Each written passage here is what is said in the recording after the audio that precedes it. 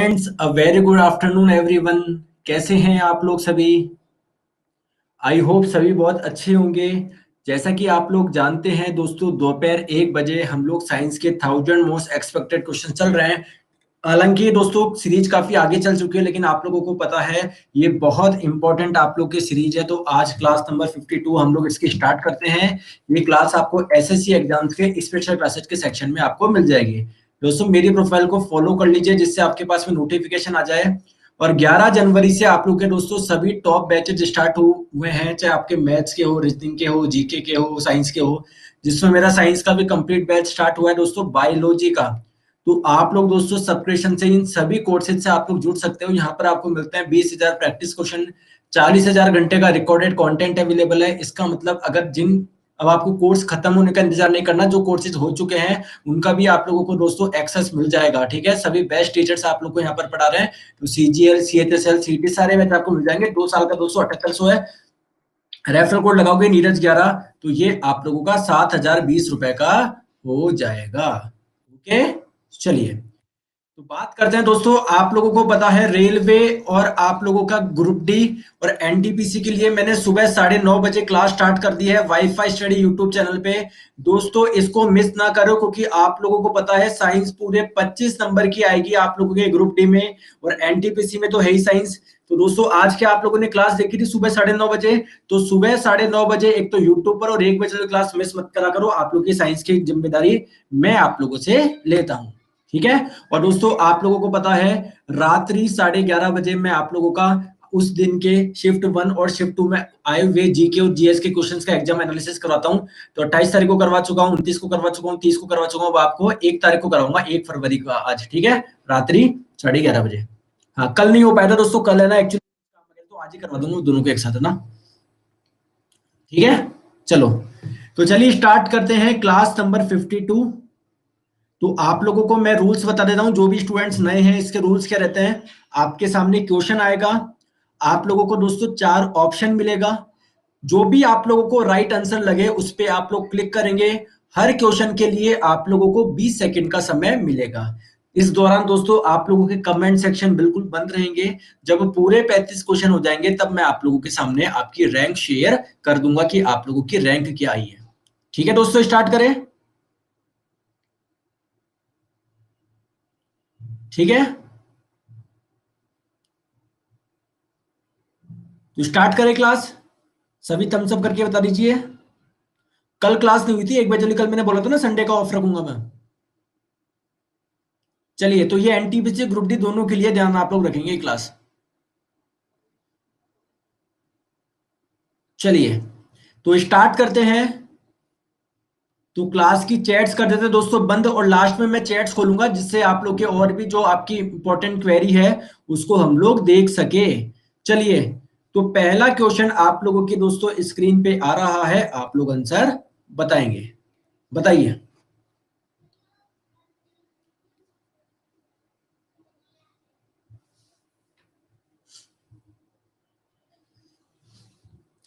आप लोगों से बोला जा रहा है कि निम्नलिखित में से कौन सा एक प्लांट हार्मोन नहीं है, पौधे का हार्मोन नहीं है। तो अगर हम लोग बात करें दोस्तों प्लांट हार्मोन कौन सा नहीं है, आप लोग का थायरोक्सिन हार्मोन नहीं है। दोस्तों ये तो आपका एनिमल हार्मोन है, मतलब ये तो हमारी बॉडी में आप लोग का पाया जाता है, प्लांट में नहीं पाया जाता।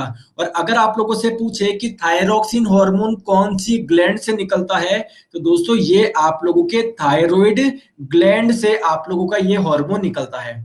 तो फिर प्लांट में कौन कौन से हार्मोन पाए जाते हैं? तो दोस्तों आप लोगों के प्लांट हार्मोन होते हैं, ये 5 होते हैं। कौन कौन से? एक तो ऑक्सिन हार्मोन, एक जिब्रेलिन हार्मोन, एक साइटोकिनिन, एक आपका एथिलीन, और एक आपका एब्सिक्स एसिड, जिसको हम लोग एबीए हार्मोन के नाम से भी जानते हैं। दोस्तों प्लांट में जो 5 हार्मोन पाए जाते हैं, इसमें से एथिलीन इकलौता ऐसा हार्मोन है जो गैसियस स्टेट में पाया जाता है, गैसीय अवस्था में पाया जाता है। आप लोगों से क्वेश्चन पूछा गया था कि इनमें से कौन सा प्लांट हार्मोन है जो कि गैसीय स्टेट यानी गैसीय अवस्था में पाया जाता है। नेक्स्ट क्वेश्चन आप लोगों की स्क्रीन पे आंसर आप लोग बताएंगे।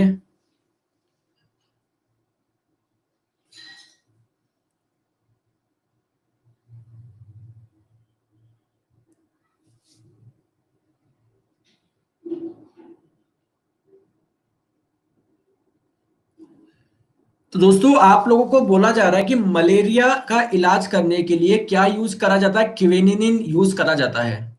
अब ऑब्वियसली बात है दोस्तों, ये किसी प्लांट से निकल रहा होगा, तभी तो पूछा जा रहा है पौधे के किस हिस्से से ये प्राप्त होता है।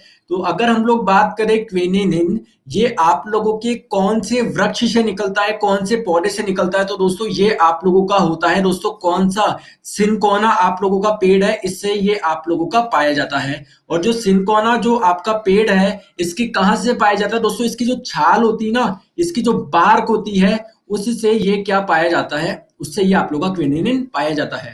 तो राइट आंसर आपका ऑप्शन नंबर सी आप लोगों का आ जाएगा। नेक्स्ट क्वेश्चन आप लोगों की स्क्रीन पे आंसर आप लोग बताएंगे।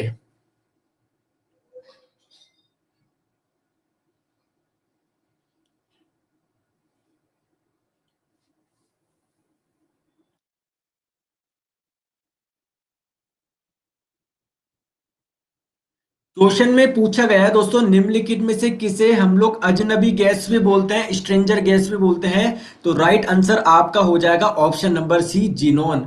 अब आपको पहले तो ये पता होना चाहिए कि जीनोन कहां पर होता है। तो देखिए ये आप लोगों की पीरियोडिक टेबल होती है ना। यहाँ पर आपका हीलियम आता है, यहाँ पर नियोन आता है, यहाँ पर आर्गन आता है, यहाँ पर क्रिप्टॉन आता है, उसके नीचे आता है जिनोन। तो अगर जिनोन का एटॉमिक नंबर पूछे, परमाणु क्रमांक, तो दोस्तों 54 होता है।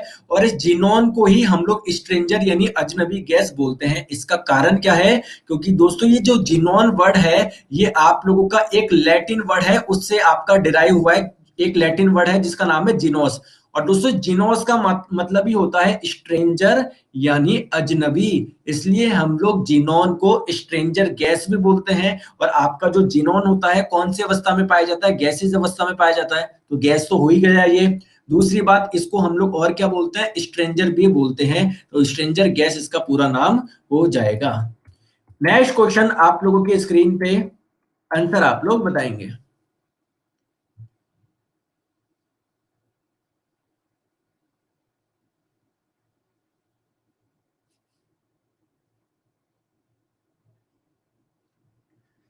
तो आप लोगों से पूछा गया दोस्तों, चंद्रशेखर वेंकट रमन ने जो नोबेल पुरस्कार प्राप्त किया है वो किस में किया है, कौन से क्षेत्र में किया है? तो फिजिक्स में करा है। किसके लिए मिला है दोस्तों? रमन इफेक्ट के लिए, रमन प्रभाव के लिए। अगर आप लोगों से पूछे रमन प्रभाव की जो खोज हुई थी वो कब हुई थी दोस्तों? 28 फरवरी को हुई थी। इसलिए 28 फरवरी जो कि दोस्तों रमन प्रभाव का खोज का दिन है, तो 28 फरवरी को हम लोग राष्ट्रीय विज्ञान दिवस यानी नेशनल साइंस डे के रूप में भी मनाया जाता है। आप लोग ध्यान रखेंगे। नेक्स्ट क्वेश्चन आप लोगों की स्क्रीन पे आंसर आप लोग बताएंगे।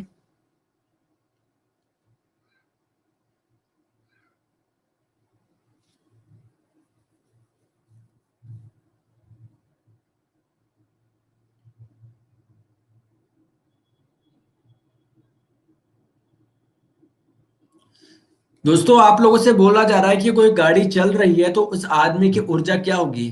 तो आप लोग जानते हैं कोई भी अगर बॉडी मोशन में होती है तो इसके पास में एनर्जी होती है, इसको हम लोग काइनेटिक एनर्जी यानी गतिज ऊर्जा बोलते हैं।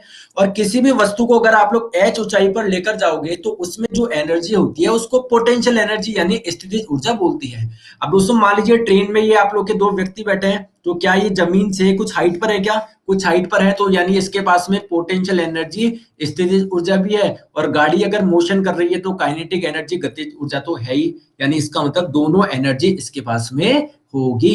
ठीक है दोस्तों, तो बढ़िया टेस्ट देते रहिए। 35 क्वेश्चन के बाद में मैं आप लोगों को आपकी रैंक शेयर कर दूंगा, ठीक है, जिससे आप लोगों को पता पड़ जाएगा आप लोगों की रैंक क्या है, और पूरी चैट्स भी मैं आप लोगों के लिए खोल दूंगा। चलिए नेक्स्ट क्वेश्चन आप लोगों की स्क्रीन पे बताएंगे।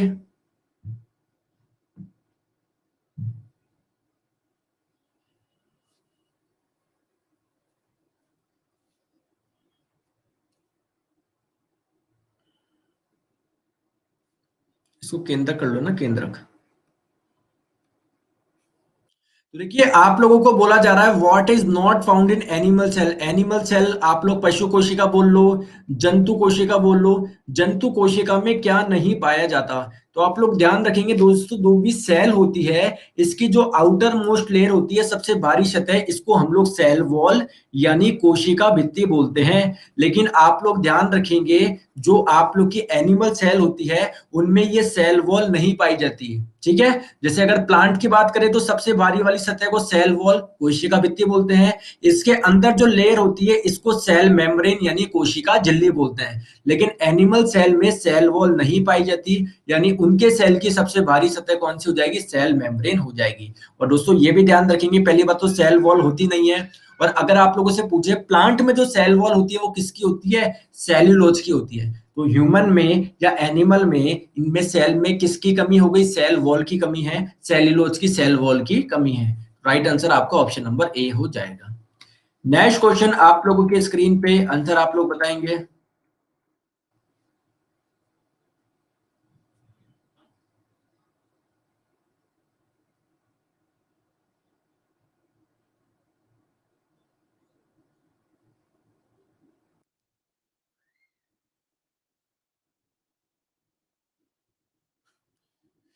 दोस्तों क्वेश्चन में बोला जा रहा है कि आंत में भोजन के लिए नलिका के मांसपेशियों के स्तर के लयबद्ध संकुचन को डैश कहा जाता है।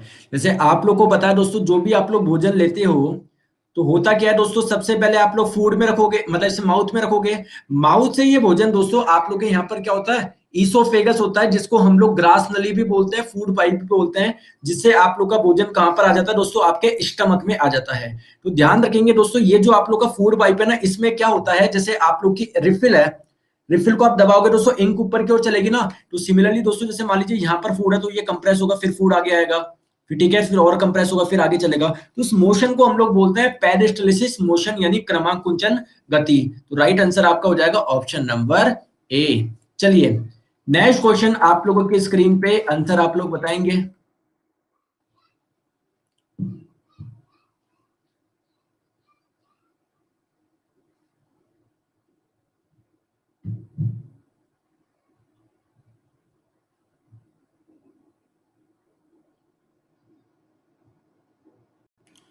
What is impulse equal to, आवेग बराबर है किसके, तो दोस्तों चेंज इन मोमेंटम, संवेग में परिवर्तन को ही हम लोग क्या बोलते हैं, आवेग बोलते हैं। और ये आप लोगों का संवेग क्या होता है, द्रव्यमान यानी मास इनटू वेलोसिटी, द्रव्यमान गुना वेग।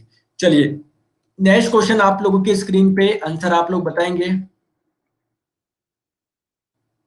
बताइए।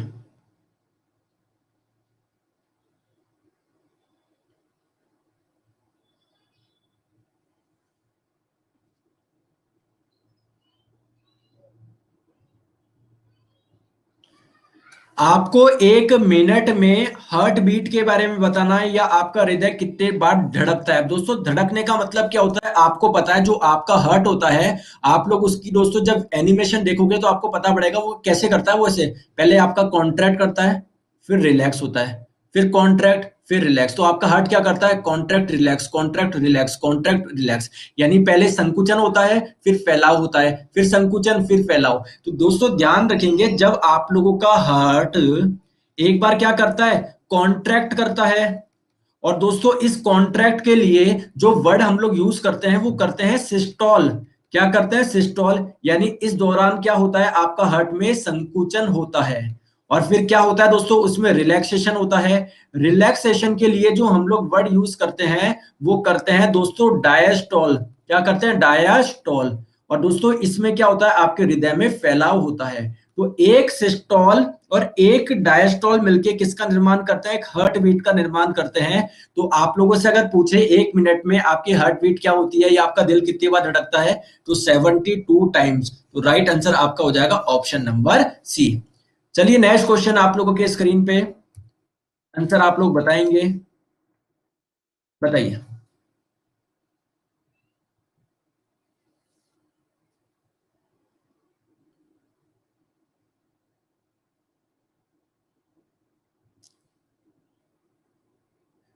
जो अंतरिक्ष यान होते हैं उसमें फ्यूल आपका ईंधन जम नहीं जाए, तो उसको रोकने के लिए क्या प्रयोग किया जाता, तो राइट आंसर आपका हो जाएगा ग्लाइकॉल।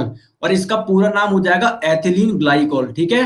तो दोस्तों एथिलीन ग्लाइकॉल का जो यूज होता है किसके रूप में करा जाता है? एंटी फ्रीजिंग एजेंट के रूप में करा जाता है, यानी दोस्तों ये फ्यूल को, ईंधन को जमने नहीं देता।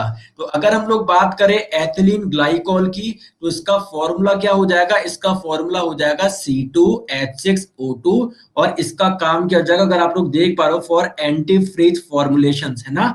मतलब दोस्तों ये आपका एंटी फ्रीज के रूप में इसका इस्तेमाल करा जाता है, यानी ये जमने नहीं देता है। तो राइट आंसर आपका ऑप्शन नंबर बी हो जाएगा। नेक्स्ट क्वेश्चन आप लोगों के स्क्रीन पे, आंसर आप लोग बताएंगे।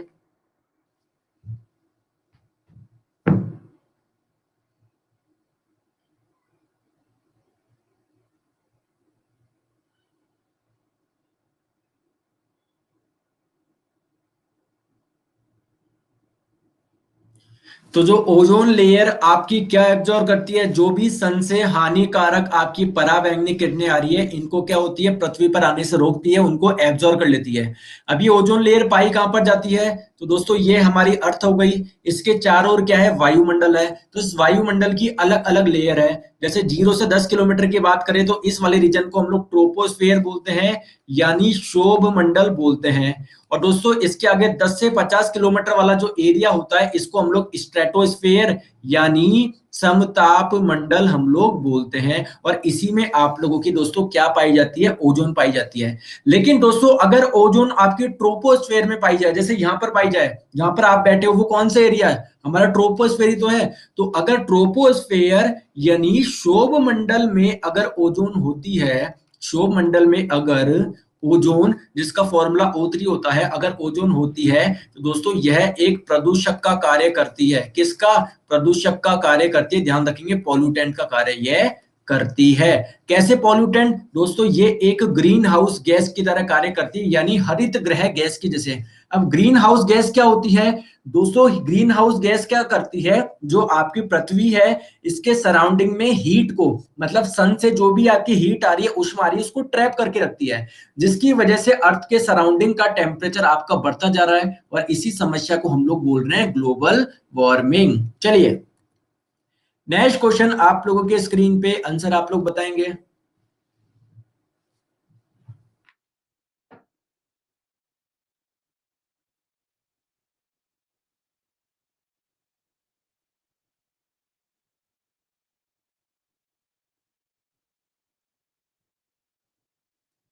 तो क्वेश्चन में बोला जा रहा है हीटिंग पर अर्धचालक का प्रतिरोध। पहले तो समझते हैं ये अर्धचालक होता क्या है। तो देखिए आप लोगों के पास में तीन चीजें होती है, जिसमें करंट इजीली फ्लो हो जाए उसको हम लोग चालक बोलते हैं, कंडक्टर बोलते हैं। जिसमें बिल्कुल भी करंट फ्लो नहीं होती, यानी उसको रेजिस्टेंस बहुत ज्यादा है, उसको हम लोग कुचालक बोलते हैं, यानी इंसुलेटर बोलते हैं। और आप लोगों के ऐसे पदार्थ जिनकी कंडक्टिविटी चालक से तो कम होती है लेकिन कुचालक से ज्यादा होती है, इनको हम लोग बोलते हैं सेमीकंडक्टर यानी अर्धचालक। दोस्तों ध्यान लगाएंगे, अगर आप लोग चालक यानी कंडक्टर का टेम्परेचर बढ़ाते हो तो इनका जो रेजिस्टेंस होता है, प्रतिरोध, बढ़ता है। लेकिन अगर बात कर रहे हो आप लोग अर्धचालक की, तो टेम्परेचर बढ़ाने पर इनका जो रेजिस्टेंस होता है, प्रतिरोध, कम होता है।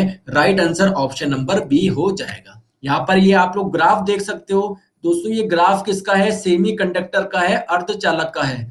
तो आप लोग देख पा रहे हो, जैसे जैसे दोस्तों टेम्परेचर बढ़ता जा रहा है, वैसे वैसे ये ग्राफ नीचे आता जा रहा है। तो टेम्परेचर बढ़ने से जो रेजिस्टेंस होता है, प्रतिरोध, ये क्या होता है? कम होता है। हम लोग बात किसकी कर रहे हैं? अर्धचालक की। नेक्स्ट क्वेश्चन आप लोगों के स्क्रीन पे, आंसर आप लोग बताएंगे।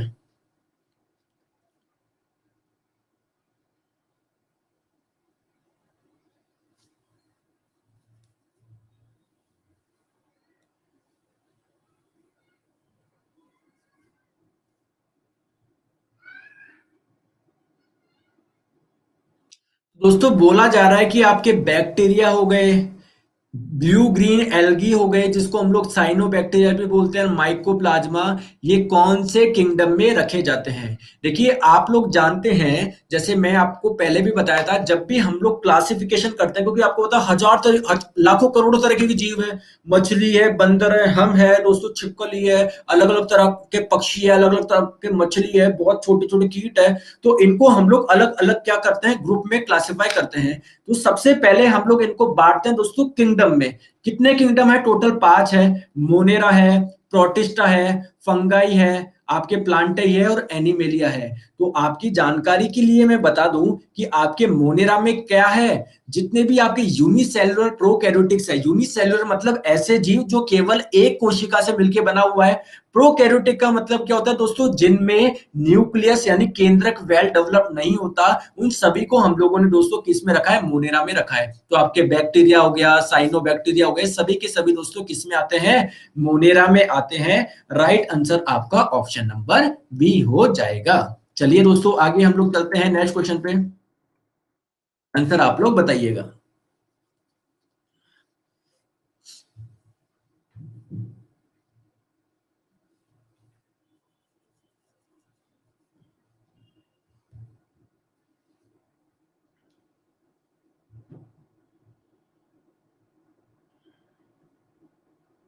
इंटरफेरोन का उपयोग किसके नियंत्रण के लिए किया जाता है? तो दोस्तों इंटरफेरोन एक प्रकार की क्या है? मेडिसिन है। और इसका इस्तेमाल किस में किया जाता है दोस्तों? कैंसर के इलाज में करा जाता है। तो राइट आंसर आपका हो जाएगा ऑप्शन नंबर ए, कैंसर। चलिए नेक्स्ट क्वेश्चन आप लोगों के स्क्रीन पे आंसर आप लोग बताएंगे।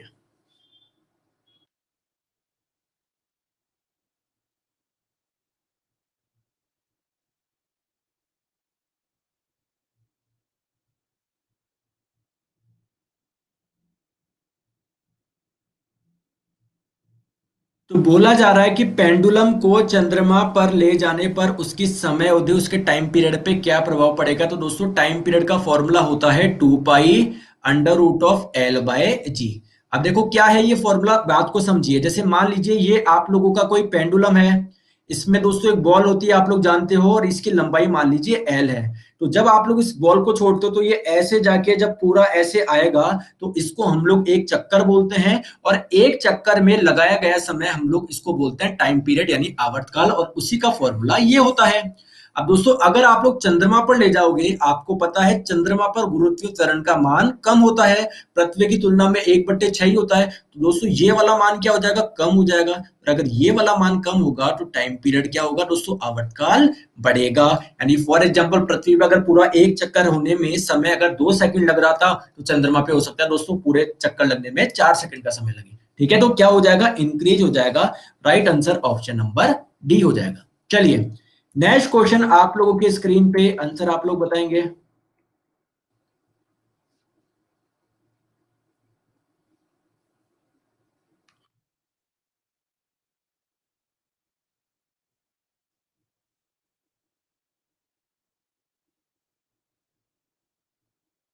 दोस्तों आप लोग सभी जानते हैं आपके घर में भी सीएफएल का यूज होता होगा, जो लाइट जलती है ना, सीएफएल। तो सीएफएल क्या होता है? इसकी फुल फॉर्म आप लोगों से पूछी गई है, तो कॉम्पैक्ट फ्लोरोसेंट लैंप इसकी फुल फॉर्म हो जाएगी। यानी राइट आंसर आपका हो जाएगा ऑप्शन नंबर ए। नेक्स्ट क्वेश्चन आप लोगों की स्क्रीन पे आंसर आप लोग बताएंगे।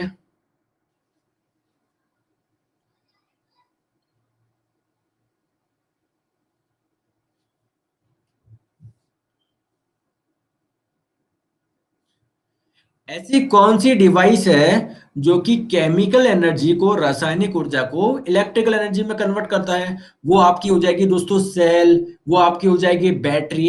इनके अंदर जो एनर्जी स्टोर होती है वो केमिकल फॉर्म में होती है, और ये आपको किस में कन्वर्ट करती है? इलेक्ट्रिकल एनर्जी में कन्वर्ट करती है। मोटर की अगर हम लोग बात करें तो मोटर क्या करता है? इलेक्ट्रिकल एनर्जी, विद्युत ऊर्जा को मैकेनिकल एनर्जी में बदलता है। और जनरेटर की बात करें तो ये मैकेनिकल एनर्जी को इलेक्ट्रिकल एनर्जी में बदलता है। चलिए नेक्स्ट क्वेश्चन आप लोगों के स्क्रीन पे आंसर आप लोग बताएंगे। ये क्वेश्चन अभी एनटीपीसी में पूछा गया है इस बार के में।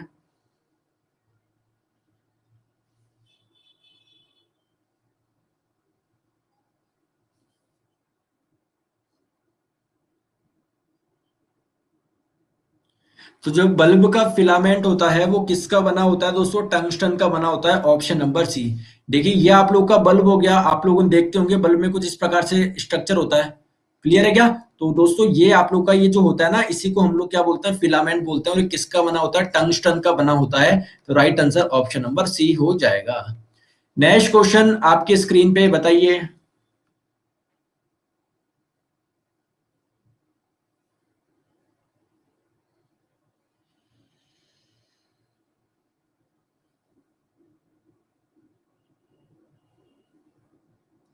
तो आप लोगों के लिए बोला गया है कि जो ह्यूमंस होते हैं, आप लोगों को पता है दोस्तों, जो साउंड होता है उसकी लाउडनेस अलग अलग होती है। कोई बहुत ज्यादा लाउडनेस का होता है, कोई कम लाउडनेस का होता है। तो लाउडनेस या फिर इसको हम लोग साउंड की इंटेंसिटी, ध्वनि की तीव्रता भी बोलते हैं, इसका जो मेजरमेंट करा जाता है वो डेसिबल में करा जाता है। दोस्तों आप लोग कहां तक का सुन सकते हो दोस्तों? 80 90 तक का आप लोग सुन सकते हो। तो राइट आंसर आपका हो जाएगा ऑप्शन नंबर बी, 85 डेसिबल क्या हो जाएगी दोस्तों? लिमिट हो जाएगी सुनने की। चलिए नेक्स्ट क्वेश्चन आप लोगों के स्क्रीन पे, आंसर आप लोग बताएंगे।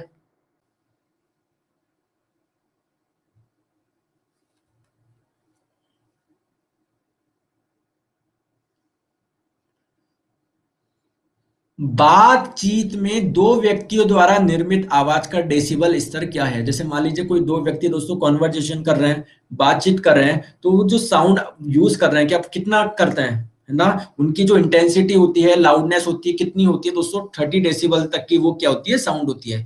तो राइट आंसर आपका हो जाएगा option number C. Next question आप लोगों के स्क्रीन पे, आंसर आप लोग बताएंगे।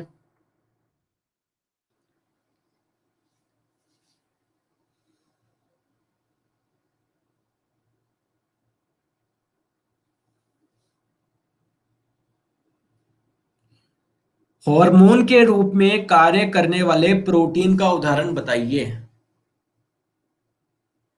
तो मतलब आप लोग देखिए, सभी जानते हैं कि हॉर्मोन्स क्या होते हैं आप लोगों के, आपकी बॉडी में पाए जाने वाले ऐसे पदार्थ होते हैं जो डिफरेंट डिफरेंट क्या करते हैं दोस्तों, काम करते हैं। जैसे मान लीजिए, हो सकता है कोई ब्लड में कैल्शियम का अमाउंट कंट्रोल करता है, हो सकता है दोस्तों कोई आपको एंजाइटी से बचाता है। सबके अलग अलग काम होते हैं। तो ये जो हॉर्मोन्स होते हैं, ये क्या होता है दोस्तों? एक प्रकार के प्रोटीन ही होते हैं। मतलब सभी हॉर्मोन्स प्रोटीन नहीं होते, लेकिन कुछ हॉर्मोन्स होते हैं जो प्रोटीन के बने होते हैं। तो उसमें से आप लोगों को ऐसे ही हार्मोन के बारे में बताना है जो प्रोटीन का बनना है। तो यहाँ पर मैं सिर्फ और सिर्फ एक ही हार्मोन देख पा रहा हूं, वो है आपका ऑक्सीटोसिन। राइट आंसर आपको हो जाएगा option number B. Oxytocin hormone की बात करें तो दोस्तों ये कहां से निकलता है? ये आपका पिट्यूटरी ग्लैंड यानी पीयूष ग्रंथि से इसका श्रावण होता है। अगर आप लोगों से इसका फॉर्मूला पूछा जाए तो देखिए, इसका फॉर्मूला होता है C43H66N12O12S2, जिसको आप लोगों को याद करने की कोई भी जरूरत नहीं है। बस आप लोग ये ध्यान रखेंगे कि ऑक्सीटोसिन कहां से निकलता है दोस्तों? पीयूष ग्रंथि से इसका श्रावण होता है। ऑप्शन नंबर बी इसका करेक्ट आंसर हो जाएगा। चलिए नेक्स्ट क्वेश्चन आपके स्क्रीन पे बताएंगे।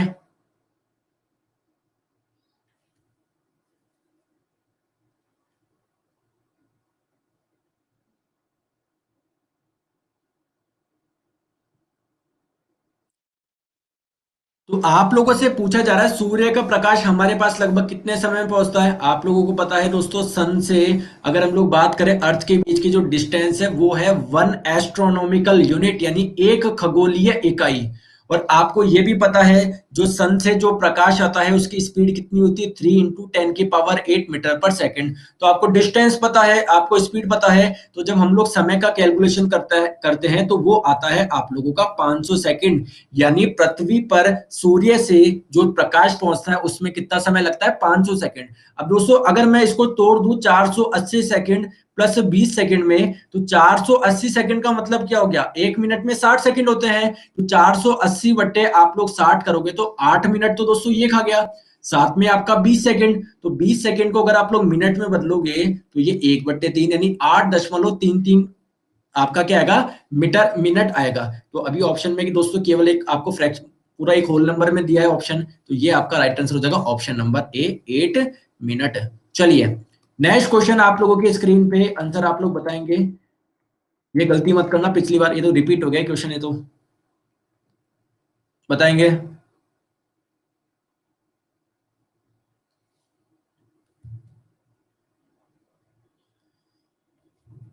निम्नलिखित में से कौन सा वीडियो फॉर्मेट है? जैसे दोस्तों आपको पता है पीएनजी, जेपीजी, ये सभी इमेजेस के फॉर्मेट है। तो यहाँ पर इमेजेस का फॉर्मेट क्या हो जाएगा? एफएलवी। और इसकी फुल फॉर्म मैंने आपको पहले भी बताई थी, फ्लैश वीडियो फॉर्मेट। ये क्या है? एक प्रकार का वीडियो का फॉर्मेट है। तो right answer option number C हो जाएगा। नेक्स्ट क्वेश्चन आप लोगों के स्क्रीन पे बताएंगे।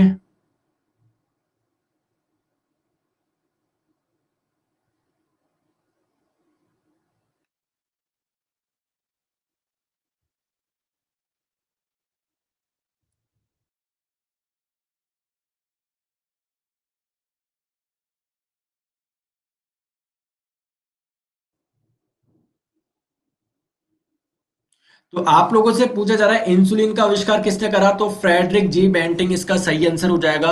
अगर हम लोग बात करें इंसुलिन है क्या, ये आप लोगों के पैनक्रियास यानी अग्नाशय से निकलने वाला एक हार्मोन है, जिसकी कमी से आप लोगों को डायबिटीज रोग हो जाता है। तो इसकी जो इन्वेंशन करा वो किसने करा दोस्तों, फ्रेडरिक जी बेंटिन ने करा। चलो नेक्स्ट क्वेश्चन आप लोगों के स्क्रीन पे, दोस्तों एक सेकंड बताइए, आंसर बताएंगे।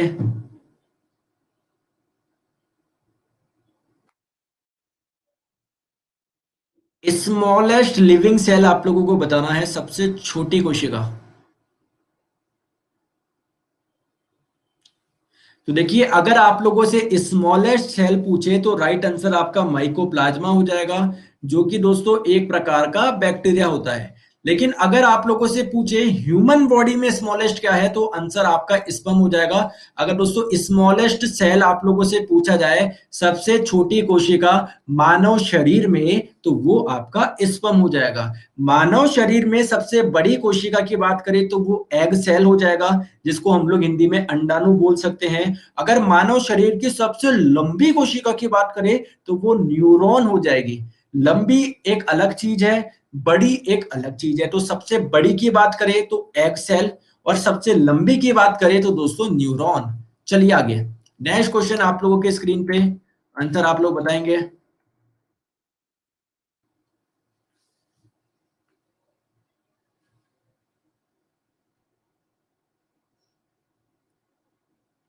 इनमें से कौन से एरर है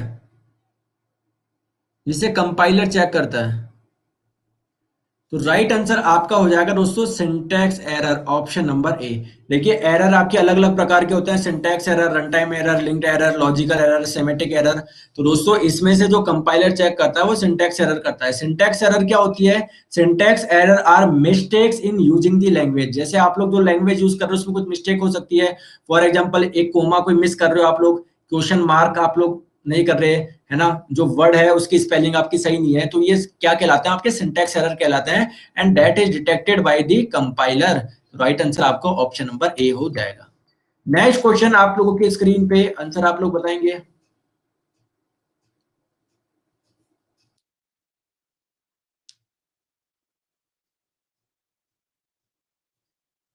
स्वीटेस्ट शुगर आप लोग को बतानी है, सबसे मीठी शर्करा। तो ये आप लोगों की कौन सी हो जाएगी दोस्तों, फ्रक्टोज हो जाएगी। और ध्यान रखेंगे जो फलों का मीठापन होता है ना, वो भी किसकी वजह से होता है, फ्रक्टोज की वजह से ही होता है। आइए दोस्तों कंपैरिजन करते हैं कौन कितना ज्यादा मीठा है, कौन कितना कम मीठा है। तो अगर मैं आप लोगों से बात करूं, आपने सुना होगा ग्लूकोज, सुना होगा फ्रक्टोज, सुना होगा, आप लोगों ने सुक्रोज सुना होगा। तो दोस्तों अगर मैं बोल रहा हूं सुक्रोज में मिठास एक है, इसको एक नंबर दे दिया, वन रेटिंग इसको दे दी, तो दोस्तों फ्रक्टोज की रेटिंग क्या है, 1.7। यानी आपके सुक्रोज में जो मिठास है इससे 70% अधिक किसमें, फ्रक्टोज में है। और अगर सुक्रोज में मिठास एक है तो ग्लूकोज में कितना है, 74% है। यानी मतलब अगर वो 100% है तो ये केवल 74% है। तो कम किस में हो जाएगी, ग्लूकोज में, ग्लूकोज से ज्यादा सुक्रोज में, सुक्रोज से ज्यादा फ्रक्टोज में, है ना। और ध्यान आप लोग रखेंगे जो फलों का मीठापन होता है ये भी किसकी वजह से होता है, फ्रक्टोज की वजह से होता है। नेक्स्ट क्वेश्चन आप लोगों के स्क्रीन पे, ये भी इस बार के एनटीपीसी का क्वेश्चन है।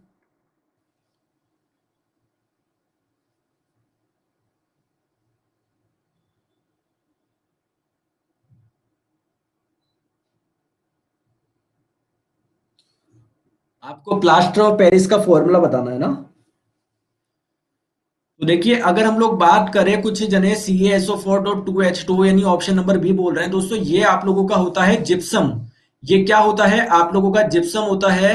और जब आप लोग इसको गर्म करते हो तो इसका डिहाइड्रेशन हो जाता है, इसका निर्जलीकरण होता है और बन जाता है हाफ H2O प्लस 3Y2H2O अलग हो जाता है। तो दोस्तों ये जो चीज कहलाती है इसको हम लोग बोलते हैं प्लास्टर ऑफ पेरिस। तो right answer option number C हो जाएगा। नेक्स्ट क्वेश्चन आप लोगों के स्क्रीन पे, आंसर आप लोग बताएंगे।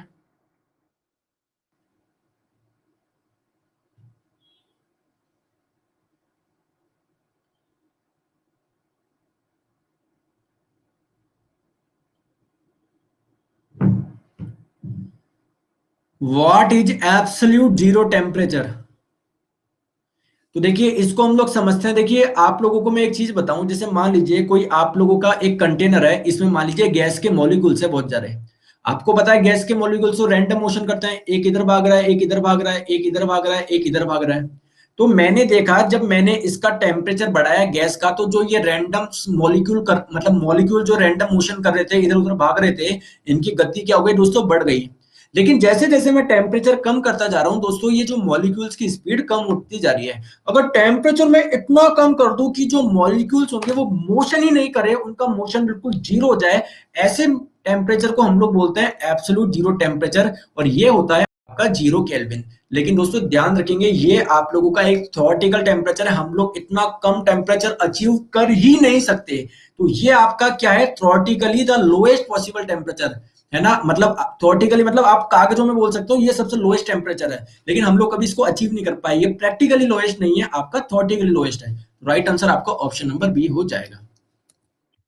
नेक्स्ट क्वेश्चन आप लोगों की स्क्रीन पे आंसर आप लोग बताएंगे।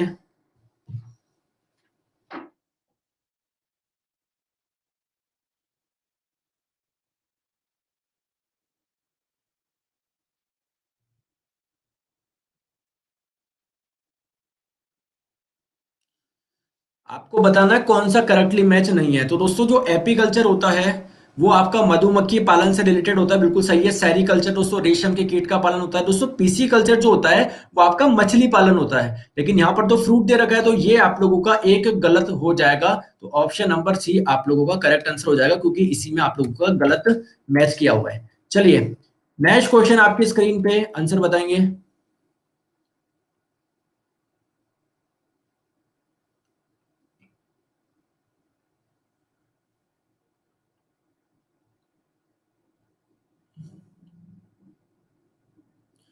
विटामिन बी 9 को आप लोग और क्या कहेंगे? तो दोस्तों विटामिन बी 9 को हम लोग फॉलिक एसिड के नाम से भी जानते हैं, और इसकी कमी से आप लोगों को कौन सा रोग हो जाता है, एनीमिया रोग हो जाता है। अगर बात करें विटामिन बी 12 की, तो इसको हम लोग बोलते हैं साइनोकोबैलेमिन।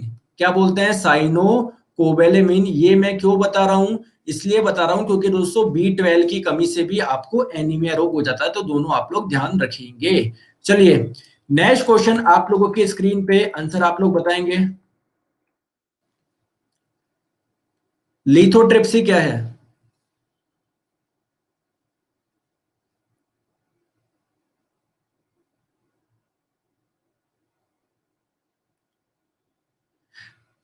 दोस्तों लिथोट्रिप्सी की अगर बात करें तो ये एक प्रकार का मेडिकल ट्रीटमेंट है। किस प्रकार का ट्रीटमेंट में इसमें होता क्या है, अगर आप लोग के किडनी में स्टोन हो जाता है तो इसको रेस के माध्यम से या दोस्तों लेजर के माध्यम से उसको ब्रेक किया जाता है। तो यही आप लोगों का जो प्रोसीजर है इसी को हम लोग बोलते हैं लिथोट्रिप्सी। तो it is the breaking of kidney stone through rays, यानी किरणों के माध्यम से किडनी की पतरी को तोड़ना। नेक्स्ट क्वेश्चन आप लोगों के स्क्रीन पे आंसर आप लोग बताएंगे।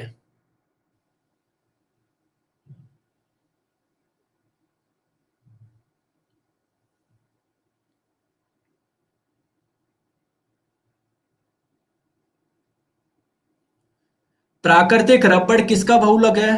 तो आपको मैं बताऊं दोस्तों, जो रबर है एक प्रकार का बहुलक होता है। बहुलक क्या होता है दोस्तों, जैसे आप लोग बहुत सारे मोतियों की क्या बना रहे हो, माला बना रहे हो, तो ये जो माला होगी ये आपकी क्या कहलाएगी, बहुलक कहलाएगी।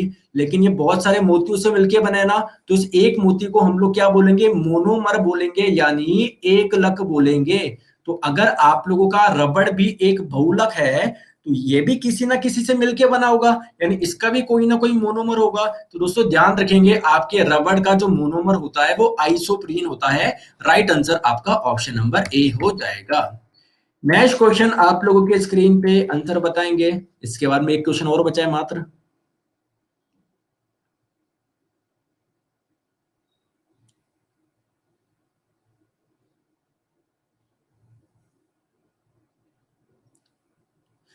तो निम्न में से कौन सा एसिड बैटरी में यूज करा जाता है? तो बैटरी में दोस्तों सल्फ्यूरिक एसिड होता है, H2SO4 होता है। ध्यान रखेंगे ऑप्शन नंबर सी। तो ये लास्ट क्वेश्चन आप लोगों के स्क्रीन पे अच्छे से आप लोग दीजिए, फिर मैं आप लोग को आपकी रैंक शेयर करता हूँ ना।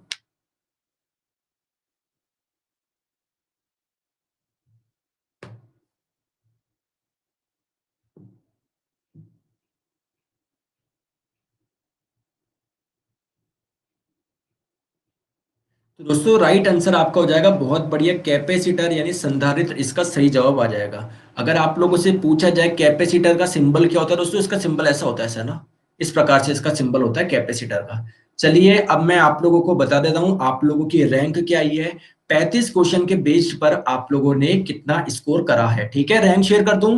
तो चलिए आपके सामने रैंक आ चुकी है, आप लोग अपनी रैंक कमेंट करेंगे कि सर मेरी 20 आई है, 1000 आई है, 5000 आई है, जो भी आई हो वो कमेंट करें। और देखो बहुत सारे स्टूडेंट रोज यहाँ पर नए जुड़ते हैं, तो मैं एक आप लोगों को चीज बता देता हूँ दोस्तों, रैंक आपकी चाहे पहली आए चाहे 1000वीं आए, इससे मैटर नहीं करता, मैटर करता है आपने कितनी ईमानदारी से दिया है और कितनी नई चीजें सीख कर गए हो। आप दोस्तों मुझे बताओ, अगर आप लोग एक कॉपी खोल के या कुछ भी आप चीटिंग कर करके दोगे, तो इससे आप, मेरा फायदा थोड़ी है, समझ रहे हो आप इससे खुद का नुकसान कर रहे हो, क्योंकि जो चीज आप लोग खुद नहीं सीख सकते थे, आपका दिमाग क्या बोलता था उस क्वेश्चन के लिए, आप क्या सोचते थे, अगर वो आप लोग लगाते तो हो सकता है दोस्तों वो गलत हो जाता, और आपको पता पड़ता कि हाँ जिस प्रकार से आप सोचते हो वो गलत चीज है ना, फिर मैं जो सॉल्यूशन बताता फिर आपको समझ में आता। तो दोस्तों यही आप लोगों का बेस्ट, आप लोगों का मोड है, और ये आप लोगों के लिए ही, आप लोग के लिए ही इतना टेस्ट कंडक्ट करवाया जाता है जिससे आप लोग का इंप्रूवमेंट हो। लेकिन चीटिंग करके दोगे तो उससे कोई भी, मुझे पता है यहाँ पर रोज जो 7-8 हजार बच्चे पेपर देते हैं, उसमें से भैया मुश्किल से कोई 50 या 30 या 40 केवल ऐसे होते होंगे जो ईमानदारी से नहीं देते, बाकी सारे आपके ईमानदारी से देते हैं, ठीक है। तो बिल्कुल मेहनत करो, बाकी की चीज मेरे पे छोड़ दो आप, ठीक है। और दोस्तों आप लोग जानते हो डेली 1 PM पे इधर आपकी क्लास में मिस ना करो। और दोस्तों आप लोगों को सुबह 9:30 बजे जो क्लास होती है ना, ये देखो मैं आपको बताता हूँ, देखो दोस्तों ये वाली क्लास आप लोग सुबह 9:30 बजे, ये वाली आप लोग मिस ना करें, ठीक है। यहां पर मैं आप लोगों को इधर और इधर मैं आप लोगों को साइंस के इतने क्वेश्चंस करवा दूंगा कि आप लोगों को कोई भी प्रॉब्लम नहीं आएगी, ठीक है। ओके दोस्तों, और कोई दिक्कत हो तो आप लोग मुझे बोल सकते हो। सर न्यूमेरिकल क्वेश्चन करवाइए, न्यूमेरिकल भी करवाएंगे, सब तरह के क्वेश्चन आएंगे, रोज आएंगे, आप टेंशन मत लो आप, है ना। और दोस्तों आपको पता है रात को 11:30 बजे मैं वाईफाई से यूट्यूब चैनल पे फर्स्ट शिफ्ट और सेकंड शिफ्ट के जो भी क्वेश्चन आते हैं जीके और जीएस का, इसका एनालिसिस करवाता हूं, तो वो आप लोग मिस मत करा करो। टेलीग्राम पे मैं लिंक डाल देता हूँ, Neeraj sir Y first group नाम की मेरा टेलीग्राम है, उस पर लिंक डाल देता हूँ, तो सीधे क्लास से पहले आप वहां पर जुड़ सकते हो। सर 22-23 से ज्यादा क्वेश्चन सही नहीं होते, 22-23 से ज्यादा इसलिए सही नहीं होते क्योंकि दोस्तों आप लोग ईमानदारी से देते हो। अगर दोस्तों अगर रोजीना ही सही होने लग गए 35 के 35, फिर आप लोग नया क्या सीखोगे, ठीक है। तो इट मीन्स 22-23 सही हो रहे हैं, 10 सही हो रहे हैं, 15, इट मीन्स आप लोग यहाँ पर ईमानदारी से दे रहे हो, नई चीजें सीख रहे हो। ओके, मैकेनिकल इंजीनियरिंग की अभी क्लास नहीं होगी दोस्तों, प्लस पे कंप्लीटेड है, आप लोग वहां पर जुड़ सकते हो। कल नहीं हुआ था जैसे दोस्तों, कुछ काम आ गया था ना, तो आज की मैं करवा दूंगा, टेंशन मत लो। अभी दोस्तों 4 बजे की क्लास चल नहीं रही, लेकिन उसको 4 बजे को भी मैं जल्दी कुछ रिज्यूम करने की सोच रहा हूँ, टेंशन मत लो आप, है ना, ठीक है। तो अपना नेट चेक कर लिया करो ना।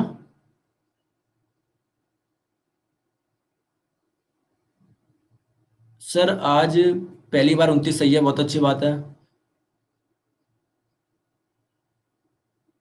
ओके सर, फिर से रैंक बताइए दोस्तों, आप एक बार में रैंक देखिए करें ना, बार बार क्यों बोलते हो सर रैंक फिर से दिखाओ फिर से, है ना। हाँ आपने एनालिसिस, दोस्तों मेरा कल एनालिसिस नहीं हो पाया था, कुछ काम आ गया था बहुत अर्जेंट, है ना। देखो आपको पता है मेरी सुबह क्लास होती है 9:30 बजे, रात को एनालिसिस कराता हूँ आपके लिए 11:30 बजे, तो 11:30 12:30 तक वो खत्म होता है, 1:30-2 बजे सोता हूँ, देखो सुबह आपकी क्लास लेता हूँ 9:30 बजे। तो कल क्या है, कुछ बहुत अर्जेंट काम आ गया था, तो इसलिए मेरे को क्लास नहीं ले पाया मैं ना। रात को 11:30 बजे जो एनालिसिस कराता हूँ, आज से वो कंटिन्यू हो जाएगा, ठीक है। दोस्तों आज के लिए इतना रखते हैं, थैंक यू सो मच। मिलते हैं सुबह 9:30 बजे यूट्यूब पर, और 1 बजे इधर, और रात को मैं 11 बजे दोनों शिफ्ट में जो भी साइंस के और computer environment polity history geography के जो भी क्वेश्चन पूछे गए सब मैं करवा दूंगा, ठीक है। Thank you so much, bye bye.